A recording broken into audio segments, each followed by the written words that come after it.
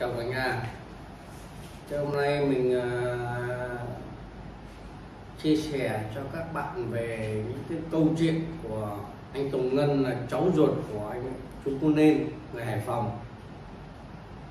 Anh tường thuật kể chuyện lại những cái câu chuyện mà cái hồi mà anh ở bên Hồng Kông ấy, là cái thời đấy các bạn biết, cái năm 89 90 là ở ngoài Bắc có cái đợt đấy người ta hay vượt biên sang bên Hồng Kông, nhất là dân Hải Phòng, Quảng Ninh. Dân Hà Nội thì ít, nhưng mà dân Hải Phòng, Quảng Ninh là vùng khu vực giáp biển này là vượt biên sang Hồng Kông nhiều lắm. Thì cái cuộc sống trong cái cảnh trong cái trại tị nạn Hồng Kông cái thời đấy, những cái dân truy nã và dân Nam Định cũng trốn lên đấy, cũng vượt biên. Chú Quân Lựa là cũng vượt biên sang Hồng Kông, rồi về rồi bị bắt cái năm 91 là nó không cho đi nước thứ ba nữa. Đáng cứ trốn vượt biên sang là bị ở Mã Lai, Indo hay là Philippines đấy, các thứ đấy, là vào trại tị nạn. Trại tị nạn thì trong một thời gian ở trong trại tị nạn một thời gian thì sẽ được người ta các nước đón, nước thứ ba đón đi. Nhưng mà từ cái 0 giờ ngày bao nhiêu năm 91 đấy là anh Tùng Ngân anh nói là nó không nhận đi nước thứ ba nữa, sẽ trả về Việt Nam. Thì cho nên là nhiều người mà trốn truy nã Hải Phòng, Quảng Ninh các thứ là bị từ trại tị nạn là bị đưa về Việt Nam hết. Thì khi mà bị đưa về Việt Nam này, khi bị sang trại tị nạn ấy, thì tất cả mọi người đều xin cư trú chính trị. Nếu người ta khôn đấy, người ta đều khai báo là xin cư trú chính trị. Cho nên là khi mà mấy người này bị chuyển về Việt Nam đấy, thì đang truy nã mà điều chuyển về Việt Nam ấy, thì bị bắt với những cái tội danh trước khi đi truy nã sang Hồng Kông ấy, bị truy nã này sang trốn vượt biên sang Hồng Kông. Thì khi trở về Việt Nam thì sẽ bên Bộ Ngoại giao của Việt Nam mình sẽ tiếp nhận thôi, chứ đâu phải trốn chui nó nổi. Khi giao trả về là sẽ tiếp nhận, thì sẽ bị bắt xử lý về những cái tội danh mà trước đó, trước khi đi là bị trốn, là bị truy nã rồi. Nhưng mà tôi nói cho các bạn nghe là ngày đấy là cái Hồng Kông đến năm 97 nó mới trở về Trung Quốc. Lúc mà năm 91 khi mà trả về cho không cho nước thứ ba thì những cái người chạy tị nạn ấy bị chuyển về ấy, thì lại là đang là thuộc địa của Anh. Lúc đấy ngày xưa Anh cũng tuy 100 năm mà, cho nên đến tháng 7 năm 97 thì Hồng Kông mới trở về Trung Quốc, thì luộc về Trung Quốc quản lý. Thì cho nên là khi mà mấy cái người mà bị về đấy như anh Tùng Ngân ấy, án anh 20 năm chung vụ với chú Cô Nên ở Hải Phòng, thì nói chung là cả nước để biết chú là dữ dằn, nói chung là tiền án hình sự nhiều nhất nước Việt Nam mình luôn. Và nói chung là bản lĩnh là sản xuất ra cái lò đào tạo sát thủ của cái dân Hải Phòng đấy, của cả nước. Nhưng mà nói chung là chú thì ghê rồi. Thì khi là có anh Tùng Ngân là cháu ruột của chú vậy, chú Cô Nên ấy, một cậu án 20 năm, anh sinh năm 71, là anh làm cạnh tôi ở trên 3 sao. Là anh tường thuật, anh nói là tôi nói các bạn nghe là anh bảo bên trại tị nạn Hồng Kông, nhưng khi sang bên đó rồi nó cũng như cái cảnh nhà tù thôi, có một cái sàn dài, 2 sàn dài đấy, xong bắt đầu là mỗi gia đình ấy, nó ngăn một cái vách bằng cái vải tre đấy thôi các bạn ạ, đâu có phòng thiết gì đâu, con trai con gái gì cả gia đình làm chung ở trong đó. Thì anh kể là bên đó thì bọn anh dân Hải Phòng với Quảng Ninh ấy, thì là người ta đất của người ta ở đó, mà đất người ta đi sang bên đó là nhiều người anh em, cho nên người ta cầm trịch bên cái trại tị nạn đó, người ta rất gấu, nói cho các bạn nghe như vậy. Thì nói chung là cũng như sinh hoạt cái cảnh của tù thôi, nhưng sang bên đấy là những cái người chạy bị sang vượt biên sang nó bị bắt, nhưng mà hàng tháng vẫn được lương, vẫn được bao nhiêu đô, bao nhiêu mấy chục đô hay mấy trăm đô gì đó là của nhà nước người ta cấp bảo trợ. Thì người ta còn những cái dân đầu gấu thì cũng cai trị như tù rồi. Cứ tưởng tượng như vậy, mọi người cứ tưởng tượng nó như thế đấy. Thì là nhà nào mà có con gái xinh trẻ đẹp là chị cho quen với đầu gấu anh chị thì nhà đấy sướng. Còn nhà nào mà không có quen biết thì các bạn biết rồi, thì cái gì ra cũng phải mua thôi, cũng phải chèn ép. Nói chung là cuộc sống người ta phải chèn ép. Thì cũng như cuộc sống ở trại tị nạn thì cũng như tù rồi, các bạn biết rồi. Nhưng mà đây là ngoài tù, bên này còn không có năm nuôi nó khác. Ở trại tị nạn này là nhà nước nó trợ cấp, cho nên người ta cũng cưỡng ép từ cái nước ngọt, nước dùng sinh hoạt hay tất cả mọi gì, hay là nhờ bảo kê hoặc kiếp thì các bạn biết là nó muốn nhờ vả thì phải cư xử. Cái cuộc sống mà phải có chùa chiền, phải đi cúng thì bắt đầu cuộc sống mới sướng, mới nhàn. Nhiều người thì vì sao bên đấy nhiều người nó còn mang vàng giấu, vì nhiều gia đình sẽ bán vàng bán bạc ở cái đất nước Việt Nam này, rồi thủ tiền vàng để vượt biên ra nước ngoài, thì thế buộc người ta phải o ép người ta làm, người ta dùng mọi cái thủ đoạn, mọi cái suy nghĩ để người ta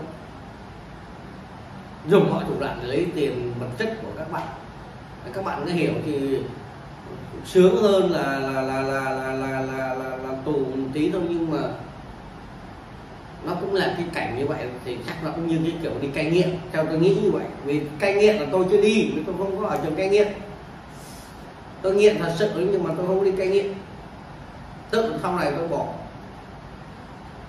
Bản lĩnh tôi tự bỏ, chứ đừng có bảo chẳng có thuốc men, mới chẳng có cái gì mà bỏ được hết.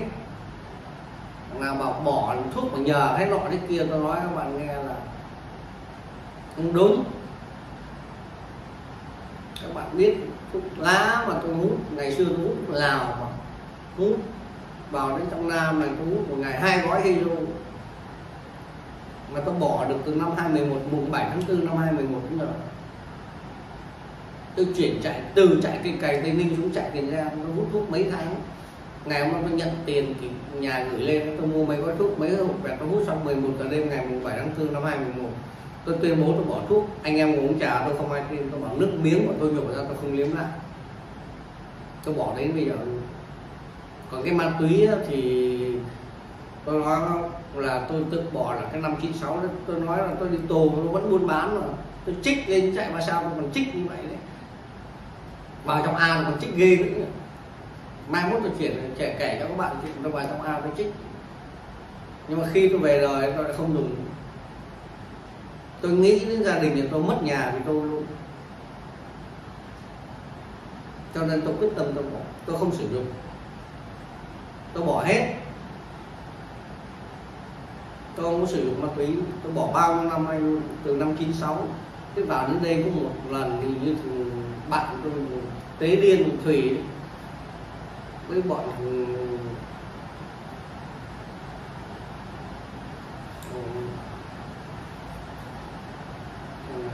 người em thằng Bắc Đích, nhà thằng Thiện Đích ấy, nó cho tôi, nó với anh Trung Linh cho trích tôi một mũ, phải chở tôi đi cấp cứu vì tôi không có chơi hàng trắng, trích tôi cấp cứu mà tôi bỏ, bây giờ tôi không có dùng.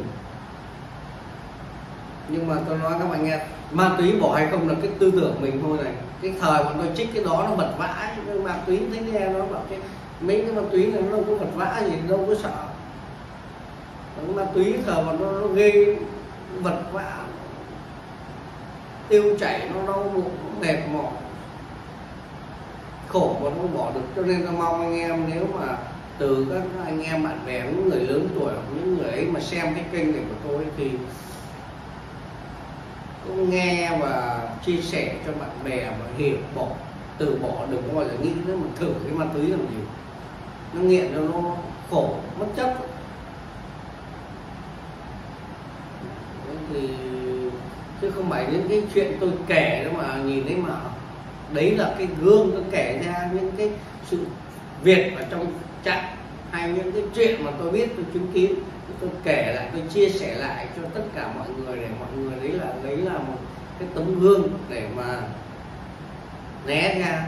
Chứ không phải đây tôi kể là mình ở với các anh cái nọ thế kia, đầu gấu anh chị, các người ta gấu là gấu thật sự, gấu nguyên con chứ không phải gấu bông. Nhưng mà tôi chia sẻ lại thì chỉ để cho anh em và các bạn hiểu và biết là cái mỗi thời kỳ, mỗi thời giai đoạn nó khác. để mà rút ra cái kinh nghiệm, đừng để mà mình lún trong cái tội lỗi hay những cái vòng xoáy của pháp luật. Đấy, thì tôi kể các bạn nghe như thế. Để tôi nhắc lại cái câu chuyện bên Hồng Kông. Các anh nói là cũng đâm chém nhau, cũng băng nọ với băng kia, mà nhiều băng chứ đâu có phải là một băng đâu. Như hình như là tôi nhớ là anh Tùng Ngân anh bảo có anh Tuyển Đồ Sơn, anh cũng ở bên đấy cùng với cả anh. Như anh nói là bên đó nhiều băng đảng đâm nhau, nhưng tôi nói các bạn nghe nó hay, cái luật pháp của nước Anh lúc nó đang còn cai trị của cái Hồng Kông á, anh bảo là không bao giờ chết người, chỉ đâm người chỉ có chết tại chỗ luôn thì là chết, còn không bao giờ chết nó cứu người, cấp cứu bằng máy bay không các bạn, cấp cứu bằng máy bay trực thăng không. Mà hay cái như là này, bên này với bên kia sàn thôi, đánh nhau cái gì buổi tối thì bịt cái mặt rồi thì bịt cái mặt, sai chém bên kia cái mai không ai xử được, bị bắt không ai xử được. Cái pháp luật của người ta nó lại phải hỏi là phải, nếu muốn xử vì nó đã bị bịt một nửa mặt rồi là không ai có thể làm chứng được. Nếu ai làm chứng xác định người đó chỉ phải 2-3 người, chỉ 2 người chỉ thấy đối tượng này là bịt mặt chém này, đứng ra trước tòa làm chứng thì mới xử được, còn không bao giờ xử được. Đó, cái pháp luật ở bên Hồng Kông nó là như vậy đấy. Của Anh Quốc đấy, lúc đấy là đạo luật của anh mà. Thì tôi nói các bạn nghe thì các anh kể ghê lắm. Cái gì bán cho người ta nước nôi, người ta lên sinh hoạt, cái nước dùng, nước sinh hoạt, nước tắm, nước ăn uống ấy, cũng bán. Cái gì cũng kiểu là dạng như bảo kê chứ không phải là bán. Đấy là dạng bảo kê rồi, thì có tiền thì mình yêu ái, không có tiền thì mình ép lấy của cái bạn này cho những cái bọn yêu ái, bọn có tiền.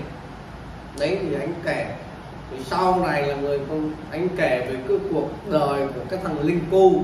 Thằng Linh Cu thì nói các bạn tập trước đấy, là lúc tôi vừa chuyển lên cái buồng chung, tôi nhận tôi có kết thúc điều tra thì tôi chuyển đến cái buồng chung, thì chính Linh Cu này nó đâm chết người ở trại 3 sao là nó về phòng tôi.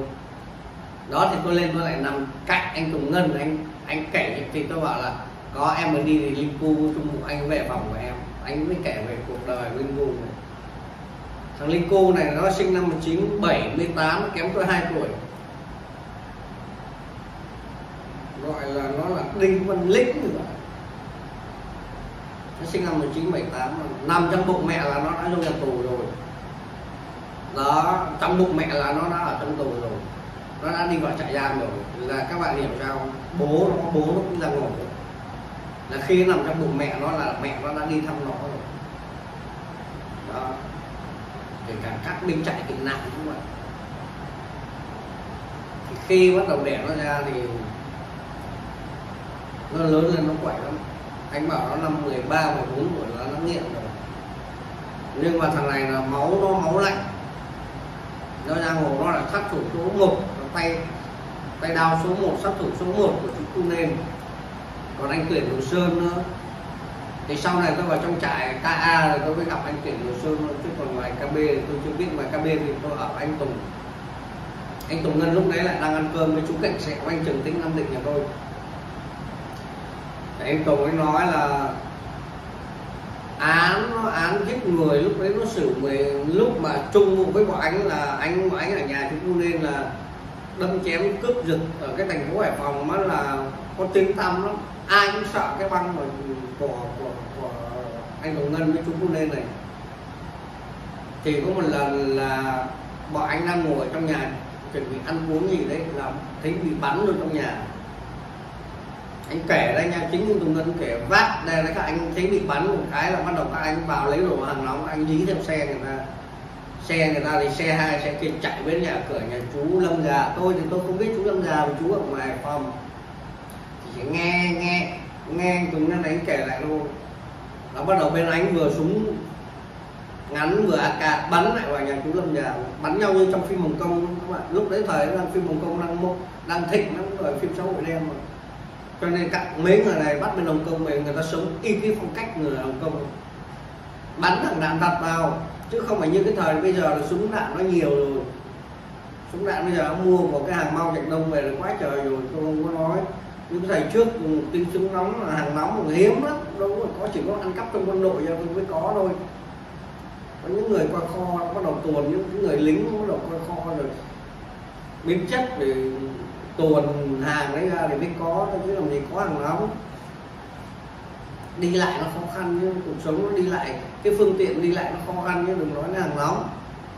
Nó nói vậy để các bạn hiểu. Bắn nhau xong như vậy mà khi là thì như là bọn anh Tùng Ngân này với Cung Đen này với hoặc là Linh Cô này bị bắt cái tội giết người đấy, thì quy cái tội giết người này, cướp tài sản này, gây dối trật tự công cộng này, cố ý gây thương tích này, nhiều tội danh lắm. Thì chú nên chú bị xử tử hình, thì chú bị xử tử hình. Còn Linh Cu như lúc đó là năm 95 mà nó mới chưa đủ 18 tuổi, nó xử có 20 năm mà 18 năm. Lúc đấy hình như là nó sinh năm 78 mà bắt năm 95, nó chưa đủ 18 tuổi, xử nó có 18 năm mà. Đấy, vì cái luật pháp của nó xử lúc đấy chỉ xử nó đúng rồi, nó chỉ có 18 năm thì nó chưa đủ tuổi, nó đủ tuổi nó xử chung thân rồi. Thì sau này tôi không nhớ là nó xử bao nhiêu năm, nhưng mà nếu như tôi hiểu biết luật pháp thì chỉ xử nó được 18 năm. Vì nó bắt 95 nó còn bắt sau tôi nữa. Đó, tôi hiểu là nó chỉ xử được 18 năm, không quá cái khung hình phạt 18 năm được. Sau này nó lên nó lại đâm chết Ngọc, anh Ngọc hất tóc người Hà Nội. Đó thì nó lên trại nó lại ở với chú Cảnh Sẹo nữa mà. Chú người Hải Phòng gấu nhất nhì cái trại đầu gấu, cái trại thì các bạn biết tính ở ngoài nó ngang tàng như thế, thì vào trong trại nó gặp chú nó như vậy thì nó thể hiện cái cỡ nào. Anh nào mà anh lớn vớ vẩn là nó thịt luôn, nó hủy anh lớn luôn. Cái mặt chính trị của chú nó ở trong trại mạnh như vậy, vừa có tiền vừa có máu nữa, chú Cảnh Sẹo với máu nữa, mà trong cái mâm của chú toàn dân đồng gấu không.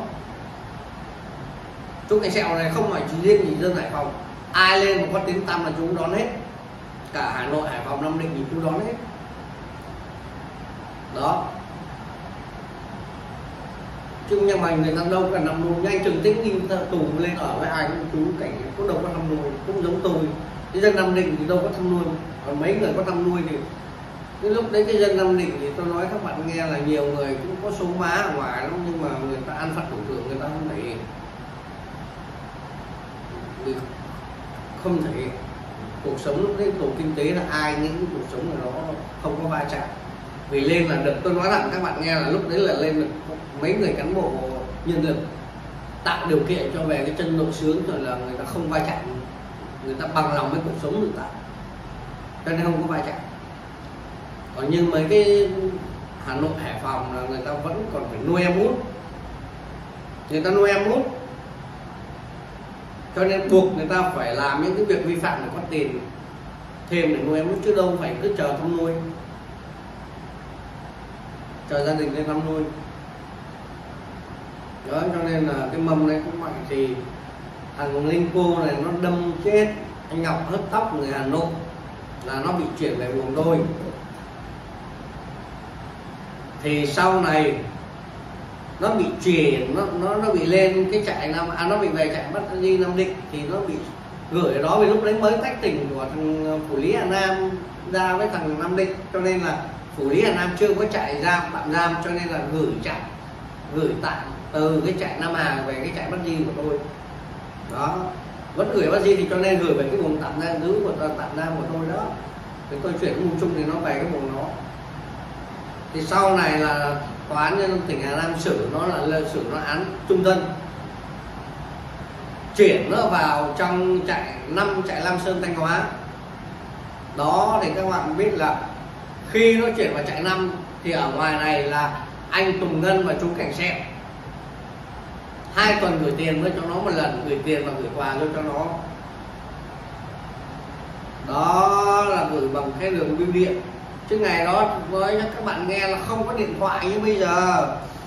Ngày đấy tôi muốn điện nhờ ai mà điện về, hoặc là muốn giả dụ như là bạn muốn điện, tôi nó muốn nhờ điện về nhà đi là ra nhờ đánh điện tín, con ốm nặng lên thăm lớp con ốm nặng lên thăm gấp ra đánh điện tín vậy thôi, chứ làm gì có điện thoại. Cho nên là chú Cảnh này và mấy người đấy là vẫn gửi tiền theo đường bưu điện và gửi bưu phẩm vô trong trại 5 để thăm Linh Cu đó. Thì cái tập trước tôi nói các bạn nghe vì tại sao mà chú Cảnh chú đang ở đội đá này, chú đi qua bưu điện chú gửi đồ là một. Bây giờ cái thầy trò của chú ấy chơi với cán bộ nó thân thiện, chú đang ở ngoài đó thân thiện mà tự dưng để chú đi về đội khác thì bắt đầu mới xảy ra chuyện là chú chửi cán bộ sử đấy. Nên tôi nói lại là hôm nay tôi nhắc lại để các bạn biết rồi đấy, là nó là sự việc như vậy. Vì đang ở này thì có thể hàng tuần 2 tuần là chú gửi quà thăm đồng Linh Cu được, nó đi chạy khác, nó đâu còn ở đó, nó tăng án nó đi chạy khác rồi. Thì anh em ở bên này vẫn của chú, cái mâm của chú là vẫn cứ kiếm tiền và kiếm bạc, là hàng tuần 2 tuần là gửi quà với gửi tiền vô cái trại đó, gửi vô cái trại 5 Nam Sơn cho nó được. Thì nó nói vào đến một cái năm, nó hình như nó về trại của tôi là năm 96, về trại năm 96 nó tạm giam năm 96, thì đến năm 98, 97 hay 98 gì đấy là tôi nói các bạn nghe là và anh em tôi tất cả đang ngồi xem tivi này của nhà trại này thì bật lên cái trại là cái tin tức nó nói về lúc đấy là bộ trưởng bộ nội vụ hình như đang là cán bộ Lê Minh Hương đó, vào thăm 2 người cán bộ bị bắn ở sông Kinh Thầy, Hải Dương, là do nọ súng của bọn Linh Cu này với thằng Linh Rồng. Thì bắt đầu xem cái bản tin đấy là của trên TV nó chiếu nha các bạn, là thằng Linh Cu này nó vào trại 5 Nam Sơn, nó cũng vi phạm suốt kỷ luật với tổ chức cờ bạc không, thì nó lì mà nó vào đấy là nó số má, nó tăng án như vậy thì nhiều người cũng phải ném rồi đó. Minh Rồng án 15 năm, nhóm anh Minh Rồng, ông Minh Rồng 15 năm là ở trong trại 5 Nam Sơn đó, trốn chạy để về nó cướp nhiều lắm. Nó nói là nó trên cái thời sự của TV nó nói là đọc cái tội danh của nó là cướp, lúc đấy tội danh là đang đọc nói về cái vụ bắn 2 cán bộ công an đấy, thì là nói là nó trốn về nó cướp xe máy này. Đầu tiên bọn nó chỉ dùng lê rồi, sau là bắt đầu nó có tiền nó cướp xe máy với tiền vàng, rồi bắt đầu là nó vào tiệm vàng nó cướp. Góc tiệm vàng nhà kia không được vì cái tiệm vàng ấy người ta nó cho người ta mướn mặt bằng thôi, cái nhà đấy không có tiệm vàng, vàng nó dọn hết về, nó cướp nhà nó không được, nó đi cướp những chỗ khác. Là khi nó có tiền rồi nó mua súng, một thằng khẩu K54, một thằng khẩu AK đó, nó các bạn nghe, nó cướp, nó chạy dọc đường, nó cướp ô tô xe máy là cướp hết, cho nằm dài hết những đường hết đó. Thì cái hôm đấy vào cái một buổi thì ở sông Kinh Thầy là cái sông mà ngày xưa mình đi học có nói về chị Bưởi đấy, ôm tài liệu để hoạt động đấy, ở sông Kinh Thầy đó đó. Thì cái phà đấy là phà nó vừa rời khỏi bến là một cán bộ công an, phà vừa rời khỏi bến, vừa rời khỏi cặp phà bắt đầu chạy ra còn 1 mét là có một người cán bộ chiến sĩ công an là của bộ công an là chuyên đi bắt những phạm trốn chạy. Vì 2 thằng này nó là tội phạm nguy hiểm rồi. Cái án của thằng Linh Cu thì các bạn biết là cái án của nó bao nhiêu án giết người rồi, và nó chuyển trường chuyển trạng như vậy, nó đặc biệt nghiêm trọng, chuyển trường nó. Cho nên là khi nó 2 cán bộ này biết ai thằng này theo dõi, là theo em biết 2 này cái là có một cán bộ là dí sát một súng vào thằng Linh Cu, thằng Minh Rồng, hô đứng im, Minh Rồng đứng im, là Linh Cu đứng cùng xa nhìn thấy một người cán bộ chiến sĩ dí súng rồi bắn, dí súng vô bạn của nó là Minh Rồng, là nó lao luôn, nó bỏ ra tao ra nó bắn. thì bắt đầu cán bộ kia đâu có bỏ, cán bộ này khống chế được binh dòng thì ngồi im rồi, AK phát trong người là bị kẹp là súng dí vào sườn này, nằm im rồi, đứng im rồi, không dám vòng ngoại rồi, chỉ có linh cung bắn luôn, nó bắn vào bụng cán bộ đó, nó bắn vào bụng cán bộ thì bắt đầu là cán bộ bên này với bắn linh cung luôn, bắn vào giò, bắn nhau linh cung bắn vào giò, thì lúc đấy là cán bộ với hô là bà con hỗ trợ bắt 2 tên tội phạm nguy hiểm trốn chạy. Thì dân thì các bạn biết rồi, sợ nằm dạp hết xuống thì nhốn nháo, thì linh cu nó đâu có cơ hội gì, tức là bắn nhau với hai bên, là linh cu bị bắn vào giò này. Tôi nhớ thì có mấy người lính Hải Dương lên kể với tôi là bắn vào cả vào bụng vào giò, là linh cu nhảy xuống dưới thuyền luôn. Còn cái cán bộ mà bị bắn vào bụng nó hình như là cũng bắn nhau, nhưng một lúc là mất máu là mệt, còn thằng Minh Dầu này nó nhảy được lên bờ, thì phà vừa mới ra thì nó nhảy ngược lên trên bờ nó trốn, còn linh cu thì nhảy cũng phà ra giữa rồi, linh cu ra ngoài giữa rồi thì bắn nhau, thì linh cu nhảy xuống sông thì hết đạn rồi cũng bị bắt thôi, dân cùng mấy cán bộ đấy bắt. Còn thằng Minh Dòng thì nhảy lên là cầm khẩu AK lên trên rồi, với cầm khẩu AK khống chế một người đi xe minh khờ, khống chế người chạy xe minh khờ là đưa xe cướp cái xe minh khờ, nhưng mà chạy đến một cái vườn ngô đấy rồi giục xe đó chui vào trong vườn ngô trốn, rồi Minh Dòng cũng bị bắt đấy. Thì cuối cùng hai người đó bị xử tử hình hay sao này tôi cũng không biết, vì là tôi chỉ biết đến nó, TV chỉ nói đến đó là không cho mình xem nữa, là mình mua tin một tịt để bắt về chạy tạm giam của tỉnh Hải Dương ấy. Thì mình mua tin một tịt là mình không biết, nhưng mà trên TV có quay là lúc đấy là Bộ trưởng Bộ Công an đến thăm 2 người cán bộ bị bắn đấy. Lúc đấy tôi mới nhớ thương tật nặng lắm, bắn như vậy thì chắc là mệt rồi, chắc là thương binh, nó bắn thẳng vào bụng, vì linh cu nó bắn như vậy, nó bắn thực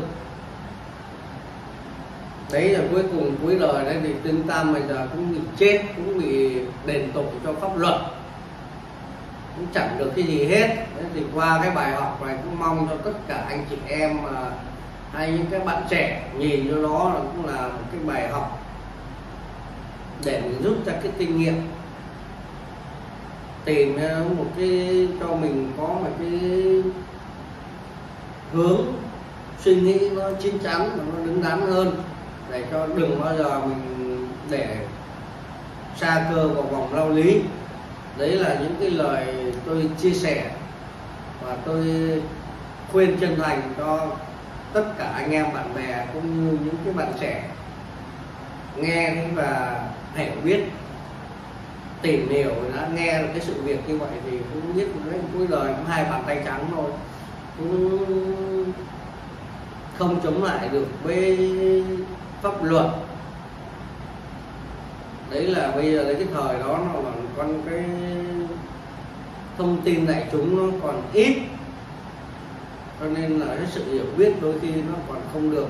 Nhưng bây giờ cái thế hệ trẻ bây giờ của các bạn thì nó hay rồi, nó ok rồi, nó cái thông tin đại chúng nó nhiều rồi, mình hiểu biết nhiều, hiểu biết về những cái câu chuyện của anh em của tôi chia sẻ thì sẽ hiểu biết hơn về cái pháp luật đấy, để mình tránh né đi. Thì hôm nay video nó cũng dài rồi, tôi cũng chỉ chia sẻ với các bạn đấy là về cái sát thủ linh cu người Hải Phòng đấy, để cho các bạn nghe. Thì anh Tùng Ngân, anh Tuyển Đồ Sơn thì bây giờ về rồi, năm 95 đến bây giờ thì về rồi, 95, 205, 95 đến 205 với 215 là về lâu rồi.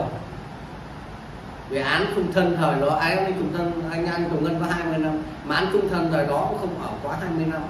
20 năm thì về đấy, kể cả anh Tuyển Đồ Sơn anh có vi phạm thì chỉ 20 năm là anh về rồi. Anh không giảm án thì anh cũng về lâu, về 7-8 năm. Thế thôi hôm nay chia sẻ đến đây cho các bạn câu chuyện về mấy người sát thủ Hải Phòng. Thế thôi nay video dài rồi, chào các bạn, hẹn các bạn vào clip sau.